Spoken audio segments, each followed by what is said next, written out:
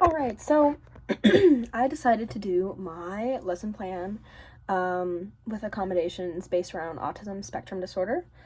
Just some brief information about autism spectrum disorder is that it is a condition that is related to brain development, and it primarily affects communication and social interactions.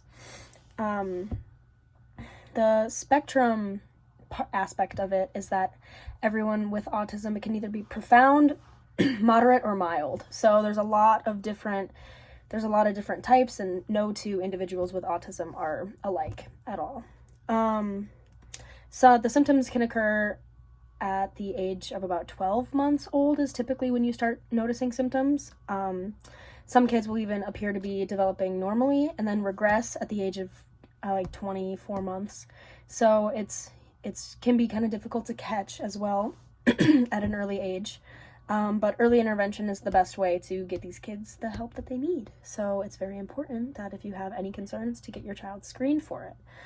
Some common symptoms are reduced eye contact, lack of response to their name, or indifference to caregivers. And some kids with autism have profound learning disabilities, while others can learn quickly and could even be considered advanced. Determining the severity of the condition can be difficult when there's a lot of variation involved. Many kids may use an AAC device as well to aid in their communication. My lesson plan is geared towards second graders, and I added accommodations for a hypothetical student with ASD. Since ASD is so complex and varies child to child, I wanted to just say that these accommodations would be subject to change based on the child, but I included accommodations that are most common for students with ASD. It's important to treat all children with ASD as individuals because they are so different. With that, I will now explain my lesson plan. I was inspired by an activity my observation teacher did with one of her students who has profound autism. I observed an SLP specifically, so she was doing an individual activity with this child, which arguably makes it easier to provide accommodations since you are in an individual space with them and you don't have to focus on other kids as well. But my lesson plan basically, so I came up with a game where you roll 2 dice and use your fingers to count or write on your paper to count the amount you rolled. So it's basically, the goal is that students will be able to relate counting to addition. So students will be able to add to 12 by the end of the activity, and students will be able to play the game correctly using the dice and little bingo daughters. So the rules are that you roll 2 dice and you use your fingers or you write on your paper to count the amount rolled, and you write the 2 numbers you are adding together and what they equal on the paper so that the teacher can tell that you're relating it to addition. Then you fill in the corresponding number on your coloring sheet, and I do have a picture of the coloring sheet on my slides here. I'll see if I can kind of get that to show, but it's just these little lights, basically Christmas lights. And you will fill in the corresponding number on your coloring sheet, which basically just means that if you get like a 2 and a 3, you'll dot 5 onto the sheet with the bingo daughter. And whoever fills up the sheet first or ends with the most dots will win the game. And as the teacher, I would go around the room helping the students and observing their progress and making sure that they are writing down everything on the paper as well. So for accommodations with that activity, children with autism tend to have a lot of trouble with transitions. So one way to help them with this is to have a visual schedule or use timers in class.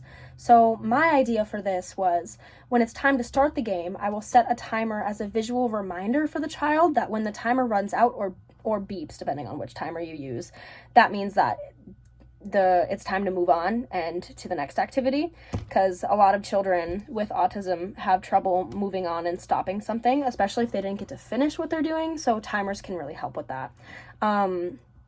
I experienced this firsthand as well working at a daycare. We have a 4-year-old with profound autism, and one of the main strategies we use for him is the timer, and it works really well for him. So it's a really good strategy that I also love using. I would also use the first then strategy if the child is not fond of a certain subject that we're doing. For example, if the child doesn't like math, I would schedule our math lessons right before an activity the child does enjoy. And I would then say, first we do math, then we do whatever his or her preferred activity would be. This makes the student more likely to engage in the activity, and it prevents meltdowns. So yeah, if the child just doesn't like math per se, and obviously this activity has to do with math, then they're not really going to want to do it, and they're not going to want to engage. But if we put something after the activity that they really enjoy, then they're more likely to engage with it as well, knowing that they get to do something they actually like afterwards. So it's important to schedule things accordingly in order to prevent these meltdowns and emotional outbreaks and whatnot. Finally, I would offer a space where it's quieter and more secluded for the child and his or her partner to play the game, as it's very common for children with autism to get overstimulated and stressed in loud environments. So obviously a classroom full of second graders playing a game would be very chaotic and could lead to a meltdown if a calm space is not provided for the child. So I would like to provide like a calm down corner or something in my class that could be used for that child to go when they need a safer space to just have somewhere quiet to decompress and do their activities. I would offer the child, I don't want to obviously purposefully seclude the child at all, so they would be placed in the regular space with all of their other peers until it seems that they're getting a little bit overwhelmed and they need to move to that other calmer space. And then as a note, if the student uses an AAC device, I would like to work with the SLP to help program the words or phrases needed to complete these activities, such as, like programming in all numbers up to 12, like an addition sign, an equal sign, and so on. And then preferably, I would like to individually work with that child while they're doing the addition, just so that I can see that they're typing everything incorrectly and kind of understanding the idea if they do use an AAC device, because it would just be great to get some, individual time with that child, of course. But, obviously that's not how it works in all classrooms. You might not have the time. So, yeah, but making sure the child with the AAC device has everything programmed into the device needed is something that's really important to me as well, because a lot of kids with these AAC devices might not have every word that they need in order to communicate, and I think that's pretty sad. So I would like it to be my responsibility to make sure that they have everything they need for my class and my activities specifically before I do anything. So I'd like to make sure that they have all the words that they could need for it. Yeah, I think that's pretty much it. Hope you guys enjoyed.